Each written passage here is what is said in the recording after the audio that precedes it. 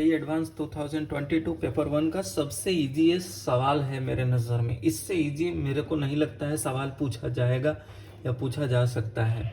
ठीक है, in the following circuit C1 equal to 12 microfarad, C2 equal to C3 equal to 4 microfarad and C4 equal to C5 equal to 2 microfarad. The charge stored in C3 is, देखो C3 में charge पूछ रहा है। अब हम circuit देखेंगे।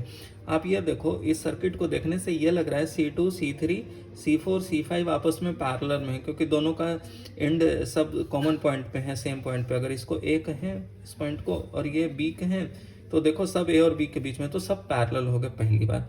ठीक है, पहला तो ये ख्याल आया तो ठीक है।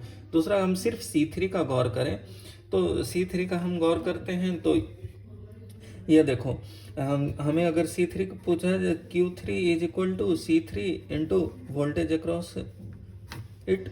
ठीक है, तो वोल्टेज इसके क्रॉस हमें निकालना होगा, A और B के क्रॉस। आप ये देखो, A और B के क्रॉस जो वोल्टेज है वो 2 वोल्ट है, हमें दिख गया। ठीक है, तो आप यहाँ से लिख सकते हो V3 जो है वो कितना है, 2 वोल्ट है। ये हमें 2 वोल्ट मिल गया। अब देखो, C3 का हमें वैल्यू पता ही है 4 माइक्रोफेराड, और हमसे चार्ज पूछ रहा है तो आसानी से हम निकाल लिए। Q3 is equal to C3 given है 4 into 2 is equal to 8 microcoulomb. Answer आ गया। इससे इजी सवाल हो नहीं सकता, और जेईई एडवांस 2022 पेपर 1 का फिजिक्स का है। ठीक है, तो ये बहुत ही इजी क्वेश्चन था। आपको प्रेजेंस ऑफ माइंड रखना है। क्वेश्चन कितना भी इजी हो या टफ हो, एकदम शांत दिमाग से आपको सॉल्व करना है। सिर्फ हमने सर्किट समझा और तुरंत हमने इसे आंसर तक पहुंच गया।